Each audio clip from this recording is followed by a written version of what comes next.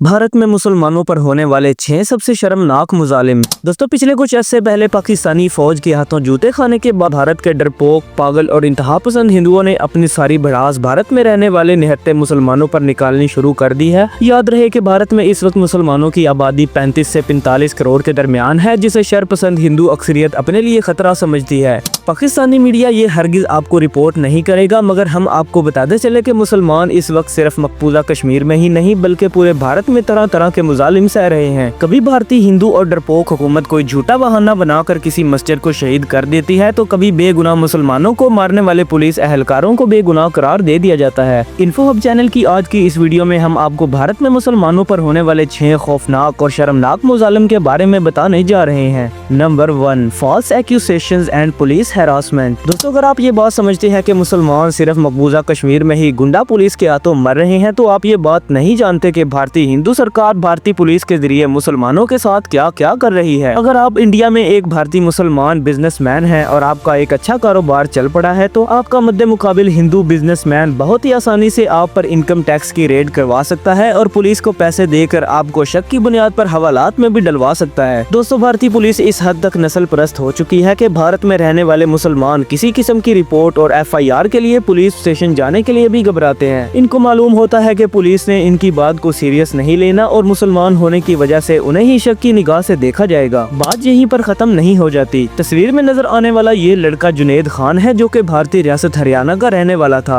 और चांद रात को अपने भाई और अपने दोस्तों के साथ ईद की शॉपिंग करके घर वापस आ रहा था। घर वापसी पर इस नौजवान को 5 इंतहा पसंद हिंदुओं ने सिर्फ इस वजह से तशद्दुद करके मार डाला क्योंकि जुनैद खान और इसका भाई बीफ यानी कि गाय का गोश्त लेकर जा रहे थे। इन लोगों ने ट्रेन में मौजूद और भी लोगों को उकसाया, जिन्होंने जुनैद और इसके भाई पर हमला किया और जुनैद अपनी जान से हाथ धो बैठा। ये केस भारतीय अदालतों में कई साल तक चलता रहा क्योंकि इन आदमियों में एक आदमी बहुत बड़ा गवर्नमेंट ऑफिसर था और पुलिस की पूरी कोशिश थी कि इस आदमी को बचा लिया जाए। दोस्तों, भारतीय पुलिस का सबसे घिनौना चेहरा हर जुमे के दिन देखने को मिलता है, जब भारतीय हिंदू जुमे की नमाज के वक्त मसाजिद के बाहर नाच गाना करने आ जाते हैं और भारतीय पुलिस खड़ी होकर इन जुनूनी मरीजों को मुकम्मल तहफ़्फ़ुज़ भी देती है। वीडियो में आप देख सकते हैं कि ये पुलिस वाला कैसे नमाजियों को लाते मार रहा है, जिन्होंने मस्जिद में जगह कम होने के बाइस अपनी जाए नमाज मस्जिद के बाहर बिछा ली थी। दोस्तों, अगले जुमे अगर आप जुमा पढ़ने जाएं तो अल्लाह का लाख लाख शुक्र अदा करना कि हमें एक ऐसा मुल्क मिला है जहां हम आजादी से अपनी नमाज पढ़ सकते हैं और कोई हमें आकर लाते नहीं मारेगा। और अगर आप मेरी बात से मुत्तफिक हैं तो अपने प्यारे मुल्क पाकिस्तान के लिए कमेंट बॉक्स में पाकिस्तान जिंदाबाद लिखना ना भूलें।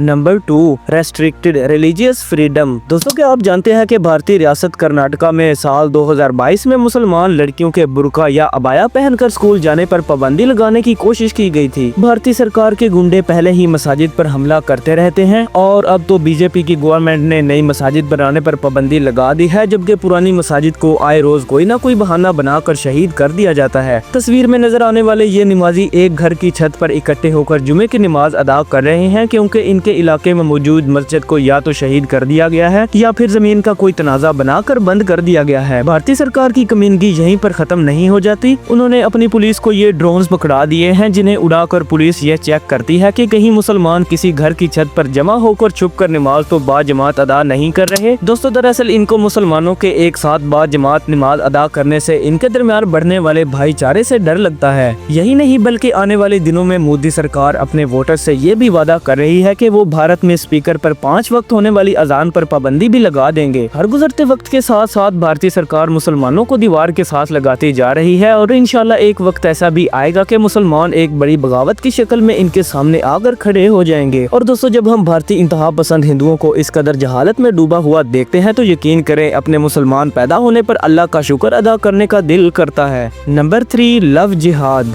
दोस्तों, क्या आप जानते हैं कि भारतीय हिंदुओं को मुसलमानों से जितने भी मसले हैं ये ज्यादातर इनके अपने दिमाग के बनाए हुए हैं, जिनका हकीकत से दूर दूर तक कोई ताल्लुक नहीं है। और इन्हीं में से एक मसला लव जिहाद का भी है। घबराए हुए और डरपोक हिंदुओं का ये मानना है कि मुसलमानों ने एक सोची समझी स्कीम के तहत कम उम्र हिंदू लड़कियों को लव यानी कि प्यार का झांसा देकर मुसलमान करना शुरू किया है, ताकि हिंदुओं की तादाद को कम किया जा सके और मुसलमानों की तादाद तेजी से बढ़े। तस्वीर में नजर आने वाली इस लड़की का नाम हादिया है, मगर इसका पैदाइशी नाम अखिला था, जो कि एक हिंदू घराने में पैदा हुई थी। हादिया को एक मुसलमान लड़के अफीन जहां से मोहब्बत हो गई और इसने इस्लाम कबूल करके अपना नाम बदलकर हादिया कर लिया और इस लड़की से शादी भी कर ली। इस लड़की के बाप ने लड़के और इसके घर वालों पर लव जिहाद का इल्जाम लगाकर केस कर दिया कि इन लोगों ने मेरी बेटी को ब्रेन वॉश यानी कि बहका कर मुसलमानों की आबादी बढ़ाने के लिए इस्तेमाल किया है। दरअसल दोस्तों, हिंदुओं को सारी तकलीफ इस बात की है कि हर दफा एक हिंदू लड़की ही मुसलमान क्यों होती है। कोई मुसलमान लड़का किसी हिंदू लड़की के चक्कर में आकर हिंदू क्यों नहीं हो जाता। अब इन जाहिलों को कौन समझाए कि मुसलमान अपने दीन से इस कदर मोहब्बत करते हैं और वो कभी भी अपना मजहब तब्दील करने का सोच भी नहीं सकते। और अगर आप भी हमारी इस बात से मुत्तफिक हैं तो अभी वीडियो के लिए एक लाइक देकर अपनी कीमती राय से आगाज जरूर करें। Number 4, violence from extremist groups. दोस्तों, तस्वीर में नजर आने वाली ये दुकान दिल्ली में मौजूद एक मशहूर बिरयानी की दुकान आलम मुराद आबादी बिरयानी शॉप है। आज से कुछ दिन पहले इस दुकान के मालिक और यहाँ पर काम करने वाले लोगों को धमकी अमेज फोन कॉल्स आने लगी कि तुम लोग बिरयानी का कारोबार बंद करके कोई और कारोबार शुरू कर लो, हम तुम्हें ना तो बीफ बेचने देंगे और ना ही चिकन बेचने देंगे। ये कॉल एक हिंदू इंतहा पसंद ज़हनी मरीज ग्रुप बजरंग दाल की तरफ से थी। दुकान बंद न करने पर बजरंग दाल के गुंडों ने दिन दहाड़े सबके सामने इस दुकान पर हमला कर दिया और ये दुकान बंद करवा दी। भारतीय पुरतशद्दुद हिंदू ग्रुप्स भारत में डंडा लेकर घूमते हैं और उनको मोदी सरकार की तरफ से भी खुली छूट हासिल है। दोस्तों, दुनिया आज चांद के बाद मार्स पर पहुंच चुकी है, मगर इन गधों का दिमाग आज भी गोबर से निकल नहीं रहा। ये इंतहा पसंद हिंदू ग्रोह किसी भी मस्जिद में घुसकर अपने नारे लगाकर मस्जिद का तकद्दुस भी पामाल करते हैं तो कभी राह चलती मुसलमान लड़कियों पर गंदी निगाह डालते हैं। दोस्तों, इनकी ये हालत देखकर यकीन होता है कि इनको अपना मुल्क तबाह करने के लिए पाकिस्तान पर हमला करने की जरूरत नहीं है, बल्कि इनकी अपनी अंदर की जहालत, नफरत और इनके अंदर बैठा हुआ डरा हुआ हिंदू ही इस हिंदुस्तान की तबाही के लिए काफी है। Number 5, hate speech and media bias. दोस्तों, अगरचे पाकिस्तान और भारत एक साथ ही आजाद हुए थे, मगर जहां पाकिस्तानी कौम आज पूरी दुनिया में अपने बड़े दिल और अपनी मेहमान नवाजी की वजह से जानी जाती है, वहीं भारतीय कौम अपनी तंग नजरी और छोटी सोच की वजह से दुनिया भर में बदनामी समेट रही है। दोस्तों, मुसलमानों के खिलाफ इस नफरत को बढ़ावा देने में सबसे बड़ा हाथ इनके न्यूज चैनल्स और मीडिया पर्सनैलिटीज का है। आज से चंद रोज पहले होने वाली इस छोटी सी जंग में हम सभी ने देखा और इंजॉय भी किया कि कैसे भारतीय मीडिया अपने फुद्दू सुनने वालों को बेवकूफ बनाता है कि हमने कराची पर भी कब्जा कर लिया है और इनकी बंदरगाह भी तबाह कर दी है। चाइना ने भी घुटने टेक दिए हैं और ईरान वाले तो डर कर मुल्क छोड़कर ही भाग रहे हैं। भारतीय न्यूज चैनल्स की इस शर अंगेजी और झूठी खबरों को हम तो अपने महफूज मुल्क में बैठकर एंजॉय करते हैं, मगर यही झूठा मीडिया जब किसी भारतीय मुसलमान के बारे में रिपोर्टिंग करता है तो बिना किसी तफ्तीश के ही खुद ही पुलिस, खुद ही जज और खुद ही जल्लाद बनकर इसको सजा भी सुना देता है। मशहूर भारतीय न्यूज एंकर अर्नब गोस्वामी जैसे इंतहा पसंद और डफर न्यूज एंकर को अपने मुल्क का हर मसला मुसलमानों और पाकिस्तान का बनाया हुआ लगता है। और आज अगर भारतीय हिंदुओं में मुसलमानों के खिलाफ इतना गुस्सा और जहालत मौजूद है तो इसका सहरा मुकम्मल तौर पर भारतीय मीडिया को जाता है। Number 6, rent and accommodation issues.